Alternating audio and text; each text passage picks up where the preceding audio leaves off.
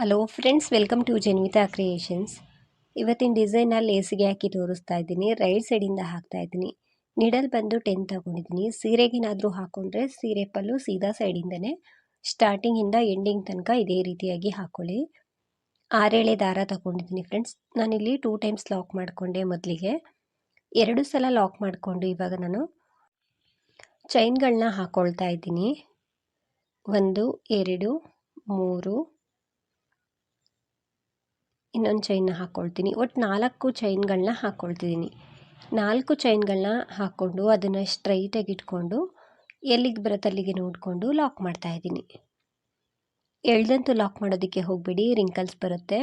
So ನಾನು ಸ್ವಲ್ಪ ಎಳ್ದು lock ಮಾಡಿದ್ದೆ, ಹಾಗಾಗಿ ಬಿಚ್ಚಿ ಮತ್ತೆ ಒಂದು ಪಾಯಿಂಟ್ ಹತ್ರದಲ್ಲೇ ಲಾಕ್ ಮಾಡ್ತಾ ಇದ್ದೀನಿ. ಅಂದರೆ ಒಂದು ಪಾಯಿಂಟ್ ಒಳಗಡೆ ಲಾಕ್ ಮಾಡಿಕೊಂಡ್ರೂ ಪರವಾಗಿಲ್ಲ, ಎಳ್ದಂತೂ ಲಾಕ್ ಮಾಡೋದಕ್ಕೆ ಹೋಗಬೇಡಿ, ರಿಂಕಲ್ಸ್ ಬಂದುಬಿಡುತ್ತೆ.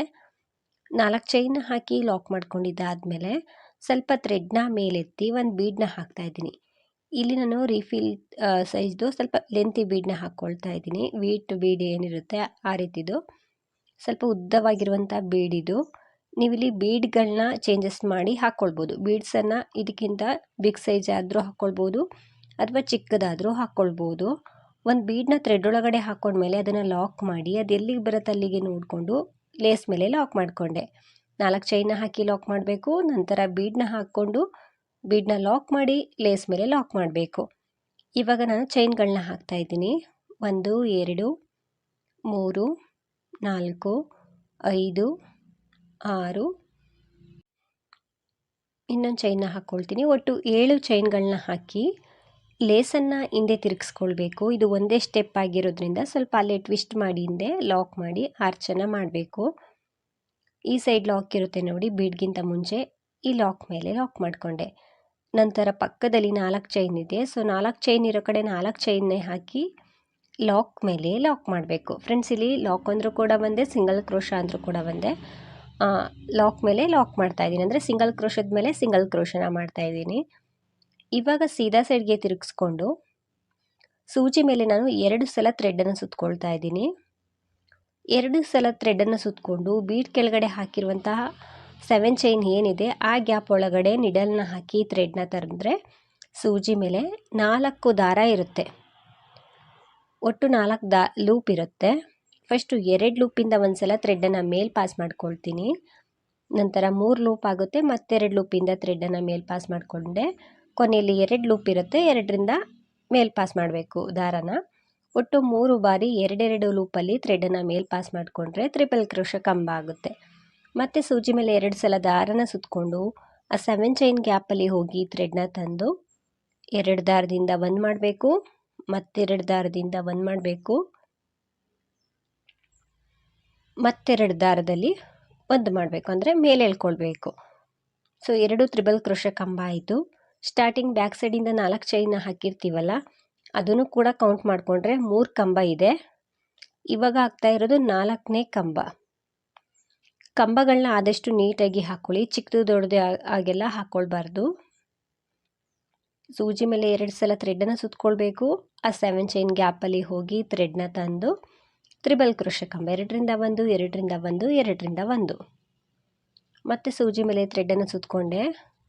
ಆ 7 ಚೈನ್ ಗ್ಯಾಪಲ್ಲಿ ಹೋಗಿ ಥ್ರೆಡ್ನ ತಂದು ತ್ರಿಬಲ್ ಕ್ರೋಶ ಕಂಬನ ಮಾಡ್ತಾಯಿದ್ದೀನಿ.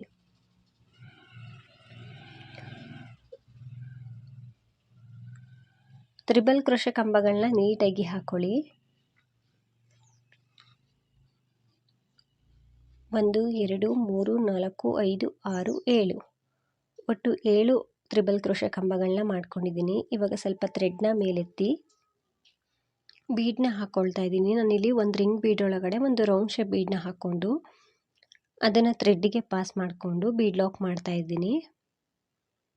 ಬೀಡ್ ಲಾಕ್ ಆದಮೇಲೆ ಇದಕ್ಕೆ ರಿಂಗ್ ಬೀಡನ್ನ ತಗೊಂಡಿದ್ದೀನಲ್ವ, ಇದು ತುಂಬ ಬಿಗ್ ಸೈಜ್ ಬೀಡನ್ನ ತಗೊಳ್ಬೇಡಿ, ಇಷ್ಟೇ ಇದ್ದರೆ ನೀಟಾಗಿ ಫಿನಿಶಿಂಗ್ ಕಾಣಿಸುತ್ತೆ ಡಿಸೈನು. ಬೀಡನ್ನ ಹಾಕ್ಕೊಂಡ್ಮೇಲೆ ಬೀಡನ್ನ ಲಾಕ್ ಮಾಡಿ ಮತ್ತೆ ನಾನು ತ್ರಿಬಲ್ ಕ್ರೋಶ ಕಂಬನ ಮಾಡ್ತಾಯಿದ್ದೀನಿ. ಸೂಜಿ ಮೇಲೆ 2 ಸಲ ಥ್ರೆಡನ್ನು ಸುತ್ತಕೊಂಡು 7 ಚೈನ್ ಗ್ಯಾಪಲ್ಲಿ ಹೋಗಿ ಥ್ರೆಡ್ನ ತಂದು ತ್ರಿಬಲ್ ಕ್ರೋಶ ಕಂಬನ ಮಾಡಿಕೊಂಡೆ. ಮತ್ತೆ 2 ಸಲ ಥ್ರೆಡನ್ನು ನಿಡಲ್ ಮೇಲೆ ಸುತ್ತಕೊಂಡು ಆ 7 ಚೈನ್ ಗ್ಯಾಪಲ್ಲಿ ಹೋಗಿ ಥ್ರೆಡ್ನ ತಂದು ತ್ರಿಬಲ್ ಕ್ರೋಶ ಕಂಬನ ಮಾಡ್ತಾಯಿದ್ದೀನಿ. ಇದು ತುಂಬ ಈಸಿ ಡಿಸೈನು, ಎಲ್ಲರೂ ಕೂಡ ಹಾಕ್ಕೊಳ್ಳುವಂಥ ಡಿಸೈನೇ, ಕಷ್ಟ ಏನಿಲ್ಲ.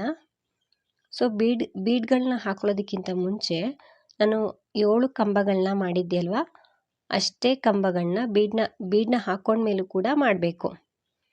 ಸೊ ಇಲ್ಲಿ 7 ಕಂಬ ಮಾಡಿದ್ದೆ, ಈ ಬೀಡನ್ನ ಹಾಕೊಂಡ್ಮೇಲೂ ಕೂಡ 7 ಕಂಬಗಳನ್ನ ಹಾಕ್ಕೊಂಡಿದ್ದೀನಿ. ನೋಡ್ತಿರ್ಬೋದು, ಈ ರೀತಿ ಕಾಣಿಸುತ್ತೆ ಡಿಸೈನು. ನೀಟಾಗಿ ಫಿನಿಶಿಂಗ್ ಬರುತ್ತೆ, ಎಲ್ಲೂ ಕೂಡ ಅದು ರಿಂಕಲ್ಸ್ ಆಗೋದಿಲ್ಲ. ಆದರೆ ಕಂಬಗಳನ್ನ ಮಾತ್ರ ನೀಟಾಗಿ ಎಷ್ಟು ಕಂಬನ ನೀವು ಬೀಡನ್ನ ಹಾಕೋಕ್ಕೆ ಅಂತ ಮುಂಚೆ ಮಾಡಿರ್ತೀರೋ ಅಷ್ಟೇ ಕಂಬಗಳನ್ನ ಈ ಸೈಡು ಕೂಡ ಮಾಡಬೇಕು. ನಂತರ ಅದೆಲ್ಲಿಗೆ ಬರುತ್ತೆ ಅಲ್ಲಿಗೆ ನೋಡಿಕೊಂಡು ಲೇಸ್ ಮೇಲೆ ಲಾಕ್ ಮಾಡ್ತಾ ಇದ್ದೀನಿ. ಇವಾಗ ನಾನು ಚೈನ್ಗಳನ್ನ ಹಾಕ್ತಾ ಇದ್ದೀನಿ.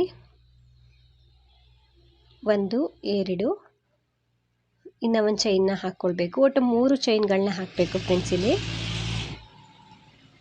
1 2 3 ನಾನು ಸ್ಟಾರ್ಟಿಂಗ್ 2 ಚೈನ್ನ ಹಾಕಿದ್ನಲ್ವ, ಅದನ್ನು ಬಿಚ್ಚಿ ಮತ್ತೆ ಹಾಕ್ಕೊಳ್ತೀನಿ. 3 ಚೈನನ್ನು ಹಾಕ್ಕೊಂಡು ಲಾಕ್ ಮಾಡಬೇಕು. ಮತ್ತೆ 3 ಚೈನ್ನ ಹಾಕ್ತಾ ಇದ್ದೀನಿ. ಎಲ್ಲಿಗೆ ಬರುತ್ತೆ ಅಲ್ಲಿಗೆ ನೋಡಿಕೊಂಡು ಲಾಕ್ ಮಾಡ್ತಾ ಇದ್ದೀನಿ. ಮತ್ತೆ 3 ಚೈನ್ನ ಹಾಕಬೇಕು. ಸೊ ಆರ್ಚ್ ಆದಮೇಲೆ ನಾವು 5 ಬಾರಿ 3 ಚೈನ್ನ ಹಾಕ್ಕೊಂಡು ಲಾಕ್ ಮಾಡಬೇಕು. 3 ಚೈನ್, ಲೇಸ್ ಮೇಲೆ ಲಾಕ್ ಮಾಡ್ತಾ ಇದ್ದೀನಿ. ಮತ್ತೆ 3 ಚೈನ್, ಲೇಸ್ ಮೇಲೆ ಎಲ್ಲಿಗೆ ಬರುತ್ತೆ ಅಲ್ಲಿಗೆ ಲಾಕ್ ಮಾಡ್ತಾ ಇದ್ದೀನಿ. ಒಟ್ಟು 5 ಬಾರಿ 3 ಚೈನ್ನ ಹಾಕ್ಕೊಂಡು ಲಾಕ್ ಮಾಡಬೇಕು. ಇವಾಗ ನಾನು 4 ಚೈನ್ನ ಹಾಕ್ಕೊಳ್ತೀನಿ. 1 2 3 4 5 5 ಬಾರಿ 3 ಚೈನ್ನ ಹಾಕ್ಕೊಂಡು ಲಾಕ್ ಮಾಡ್ಕೊಳ್ಳಿ. ಇವಾಗ 4 ಚೈನ್ನ ಹಾಕ್ತಾ ಇದ್ದೀನಿ. ಈ 4 ಚೈನು ಆರ್ಚಿಗೆ ಹೋಗುತ್ತೆ, ಅಂದರೆ ಬ್ಯಾಕ್ ಸೈಡಿಂದ ಮತ್ತೆ ನಾವು 4 ಚೈನ್ನ ಹಾಕಬೇಕಲ್ವ, ಹಾಗಾಗಿ 4 ಚೈನ್ನ ಹಾಕಿ ಅದೆಲ್ಲಿಗೆ ಬರುತ್ತೆ ಅಲ್ಲಿಗೆ ನೋಡಿಕೊಂಡು ಲಾಕ್ ಮಾಡ್ತಾ ಇದ್ದೀನಿ. ಲಾಕ್ ಆದಮೇಲೆ ಸ್ವಲ್ಪ ಥ್ರೆಡ್ನ ಮೇಲೆತ್ತಿ ಬೀಡನ್ನ ಹಾಕ್ಕೊಳ್ತಾ ಇದ್ದೀನಿ. ಇಲ್ಲಿ ಗೋಧಿ ಮಣಿ ರೀತಿದ್ದು ಸ್ವಲ್ಪ ಉದ್ದವಾಗಿರುವಂಥ ಬೀಡನ್ನೇ ತಗೊಂಡಿದ್ದೀನಿ. ಬೀಡನ್ನ ಥ್ರೆಡ್ ಒಳಗಡೆ ಹಾಕ್ಕೊಂಡ್ಮೇಲೆ ಅದನ್ನು ಲಾಕ್ ಮಾಡಬೇಕು. ಲಾಕ್ ಆದಮೇಲೆ ಲೇಸ್ ಮೇಲೆ ಲಾಕ್ ಮಾಡ್ತಾ ಇದ್ದೀನಿ. ಲೇಸ್ ಮೇಲೆ ಲಾಕ್ ಮಾಡ್ಕೊಂಡ್ಮೇಲೆ ಚೈನ್ಗಳನ್ನ ಹಾಕ್ತಾ ಇದ್ದೀನಿ. ಬೀಡ್ ಕೆಳಗಡೆ ಒಂದು 7 ಚೈನ್ನ ಹಾಕಬೇಕಾಗುತ್ತೆ. ಇದು ಸ್ವಲ್ಪ ಲೆಂತಿ ಬೀಡ್ ಆಗಿರೋದ್ರಿಂದ 7 ಚೈನ್ ಬೇಕಾಗುತ್ತೆ. ಸ್ಟಾರ್ಟಿಂಗು ಕೂಡ ನಾನು 7 ಚೈನೇ ಹಾಕಿದ್ದು. ಇಲ್ಲೂ ಕೂಡ 7 ಚೈನ್ಗಳನ್ನ ಹಾಕಿ ಲೇಸನ್ನು ಹಿಂದೆ ತಿರುಗಿಸ್ಕೊಂಡು ಈ ಸೈಡ್ ಲಾಕ್ ಇರುತ್ತಲ್ವ ಇದ್ರ ಮೇಲೆ ಲಾಕ್ ಮಾಡ್ತಾ ಇದ್ದೀನಿ. ಅಂದರೆ ಲಾಕ್ ಮೇಲೆ ಲಾಕ್ ಮಾಡಬೇಕು. ಪಕ್ಕದಲ್ಲಿ 4 ಚೈನ್ ಇದೆ, ಸೊ 4 ಚೈನ್ ಇರೋ ಕಡೆ 4 ಚೈನ್ನ ಹಾಕ್ಕೊಳ್ತಿದ್ದೀನಿ. ಲಾಕ್ ಮೇಲೆ ಲಾಕ್ ಮಾಡ್ತಾ ಇದ್ದೀನಿ. ಇವಾಗ ಸೀದಾ ಸೈಡ್ಗೆ ತಿರುಗಿಸ್ಕೊಂಡು ಸೂಜಿ ಮೇಲೆ 2 ಸಲ ಥ್ರೆಡ್ಡನ್ನು ಸುತ್ತಕೊಳ್ಬೇಕು. ಬೀಡ್ ಕೆಳಗಡೆ ಗ್ಯಾಪ್ ಇರುತ್ತಲ್ವ 7 ಚೈನ್ ಗ್ಯಾಪು, ಆ ಗ್ಯಾಪಲ್ಲಿ ಹೋಗಿ ಥ್ರೆಡ್ನ ತಂದು ತ್ರಿಬಲ್ ಕ್ರೋಶೆ ಕಂಬನ ಮಾಡ್ತಾ ಇದ್ದೀನಿ. 1 ಕಂಬ ಆಯಿತು. ಆಲ್ರೆಡಿ ನಾವು ಬ್ಯಾಕ್ ಸೈಡಿಂದ ಹಾಕಿರುವಂಥ 4 ಚೈನ್ ಏನಿರುತ್ತೆ ಅದನ್ನು ಕೂಡ ಕಂಬ ರೀತಿ ಕನ್ಸಿಡರ್ ಮಾಡಿನೇ ಕೌಂಟ್ ಮಾಡಬೇಕು. ನಾನು ಅದನ್ನು ಕೂಡ ಸೇರಿಸ್ಕೊಂಡು 7 ಕಂಬ ಅಂತ ಹೇಳ್ತಾ ಇದ್ದೀನಿ. ಹಾಗಾಗಿ 7 ಕಂಬಗಳನ್ನ ಅಂದರೆ 7 ಕಂಬಗಳನ್ನ ಮಾಡ್ಕೊಂಡಿದ್ದೀನಿ. 7 ಕಂಬಗಳಾದಮೇಲೆ ಸ್ವಲ್ಪ ಥ್ರೆಡ್ನ ಮೇಲೆತ್ತಿ ಒಂದು ರಿಂಗ್ ಬೀಡನ್ನ ಹಾಕ್ಕೊಳ್ತಾ ಇದ್ದೀನಿ. ರಿಂಗ್ ಬೀಡ್ ಒಳಗಡೆ ನಾನು ಒಂದು ರೋಸ್ ಬೀಡನ್ನ ಹಾಕ್ಕೊಂಡಿದ್ದೀನಿ. ಇದನ್ನು ಬೇಕಿದ್ರೆ ನೀವು ಚೇಂಜಸ್ ಮಾಡಿ ಹಾಕ್ಕೊಳ್ಬೋದು. Round shape bead, plain bead ಆದರೂ ಹಾಕ್ಕೊಳ್ಬೋದು. ನಂತರ ಸೂಜಿ ಮೇಲೆ ಮತ್ತೆ 2 ಸಲ ಥ್ರೆಡ್ಡನ್ನು ಸುತ್ತಕೊಂಡು ಆ 7 ಚೈನ್ ಗ್ಯಾಪಲ್ಲಿ ತ್ರಿಬಲ್ ಕ್ರೋಶೆ ಕಂಬನ ಮಾಡ್ತಾ ಇದ್ದೀನಿ. ಸೊ ಬೀಡನ್ನ ಹಾಕ್ಕೊಂಡ್ಮೇಲೆ ಬೀಡನ್ನ ಲಾಕ್ ಮಾಡಿ ನಾವು ಕಂಬಗಳನ್ನ ಮಾಡಬೇಕು. ಈ ಸೈಡು ಕೂಡ 7 ತ್ರಿಬಲ್ ಕ್ರೋಶೆ ಕಂಬಗಳನ್ನ ಮಾಡಬೇಕು. ಡಬಲ್ ಕ್ರೋಶ ಅಲ್ಲ, ತ್ರಿಬಲ್ ಕ್ರೋಶೆ ಕಂಬಗಳನ್ನ ಮಾಡಬೇಕು. 7 ಕಂಬ ಆದಮೇಲೆ ಅದೆಲ್ಲಿಗೆ ಬರುತ್ತೆ ಅಲ್ಲಿಗೆ ನೋಡಿಕೊಂಡು ಲೇಸ್ ಮೇಲೆ ಲಾಕ್ ಮಾಡ್ತಾ ಇದ್ದೀನಿ. ಲಾಕ್ ಆದಮೇಲೆ ನಾವು ಪಕ್ಕದಲ್ಲಿ 3 ಚೈನ್ನ ಹಾಕಬೇಕು.